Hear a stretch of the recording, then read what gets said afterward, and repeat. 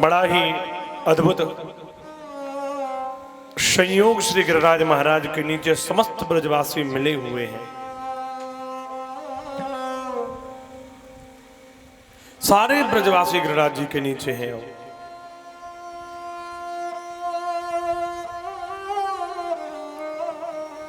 उन समस्त ब्रजवासियों में एक सखी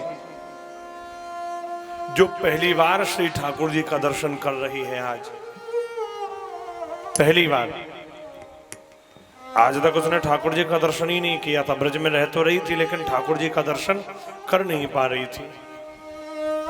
क्यों? क्योंकि उसके माँ ने उससे मना कर दिया था।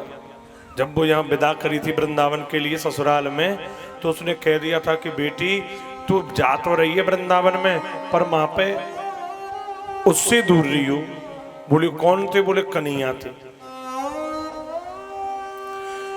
और उस सखी ने फिर कन्हैया को देखा ही नहीं। जैसी पता लग जाती कि कोई कन्हैया आ रहा है, वो सखी घूंघट कर लेती या छिप जाती, पर कभी देखती नहीं कन्हैया को।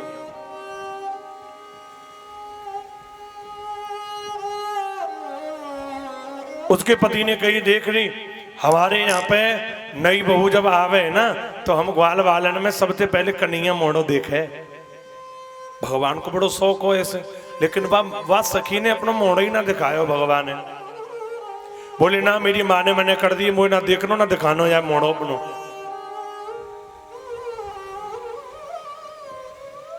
सालों बीत गई जी, बरसों बीत गई।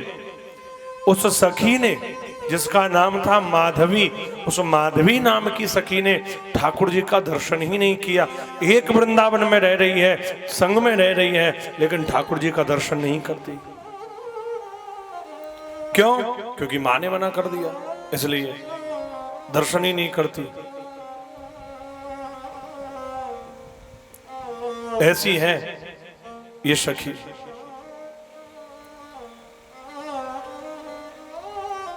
सालों बाद आज उसने देखा कि एक बालक ने श्री गिरिराज महाराज को धारण कर रखा है, श्री गिरिराज जी को उठा रखा है।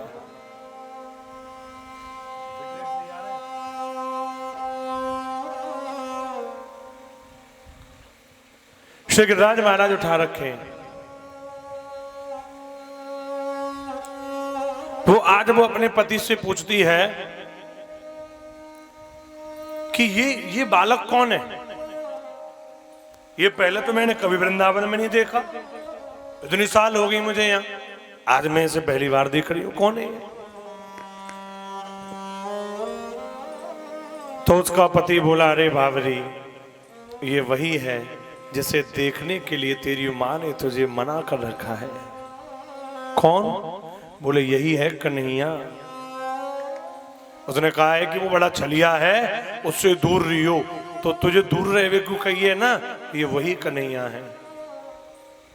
क्या ये है वो? इतना सुंदर बालक, इतना सुकुमार कोमल, और मेरी माँ ने मुझे कहा कि इसे मैं ना देखूं। और मैंने भी अपनी माँ की बातों में आकर के ऐसे सुंदर सुकुमार ठाकुर जी को देखने से मना कर दिया। और माधवी रोने लगी थी उस समय जब ठाकुर जी ने गिरिराज जी उठा रखे हैं। माधवी रोती है, श्री ठाकुर जी के चरणों में आकर के गिर जाती है। क्षमा प्रभु क्षमा, मुझे नहीं पता था कि मेरी मां ने आपको देखने से मना किया है। अरे जोगी जतन को जो दुर्लभ सो, जो योगियों के लिए, बड़े बड़े तपस्वियों के लिए जो बड़े बड़े जतन करने के बाद में भी श्री ठाकुर जी का दर्शन नहीं मिलता, और वो मुझे मिल रहे थे और मैंने कह दिया मुझे नहीं देखना।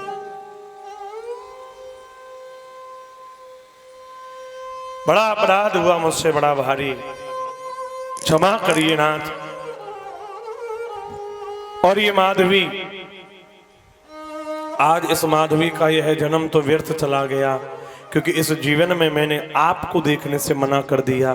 तो प्रभु यह जन्म तो मेरा व्यर्थ गया, लेकिन अगला जन्म जब ये माधवी लेगी तो आपके शरण में आकर के आपकी ही बन करके रहेगी। और वही द्वापर युग की भगवान श्री कृष्ण के समय पर सखी जो माधवी थी, वही कलयुग में परम भक्तमती मीराबाई बनकर के जन्म लेकर के आई, जिसने केवल एक छवि को हृदय में बिठा लिया, गिरधर। क्या देखा था मीरा ने? माधवी ने अब तक दर्शन नहीं किए थे, पहली बार दर्शन किए तो गिरधर के किए, और गिरधर के किए तो उसी समय मीरा ने यही निर्णय कर लिया, अगले जन्म में मुझे केवल गिरधर का ही बनकर के रहना है। मीराबाई के हर पद में केवल गिरधर ही मिलेगा आपको। मेरे तो गिरधर गोपाल दूसरो ना कोई, जाके सिर मोर मुकुट मेरो पति सोई, मीरा के प्रभु गिरधर नागर। हर जगह गिरधर कहा है मीराबाई ने ठाकुर जी को। क्यों? क्योंकि मीराबाई को केवल ठाकुर जी की वही छवि बड़ी प्रिय है। जब भगवान ने प्रथम बार उसके सामने श्री गिरिराज महाराज को उठा करके गिरधर बने थे भगवान, इसीलिए तो वो इस जन्म में मीरा केवल गिरधर की उपासक बनी, और बिना गिरधर के, सिवाय गिरधर के किसी और को मीराबाई ने अपना नहीं माना था। तो उस समय श्री सुखदेव भगवान कहते हैं, परीक्षित, मीरा यानी माधवी ने भगवान से यही प्रार्थना करी कि अब ये जन्म तो व्यर्थ गया, लेकिन अगला जन्म केवल मेरा आपका ही रहेगा। और मीराबाई का चरित्र तो बड़ा ही अद्भुत है। जो भगवान नाम का सहारा जिन्होंने लिया,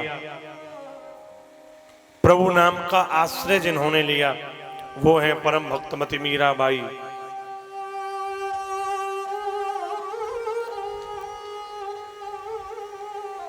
बड़े बड़े अद्भुत पद मीराबाई ने लिखे हैं।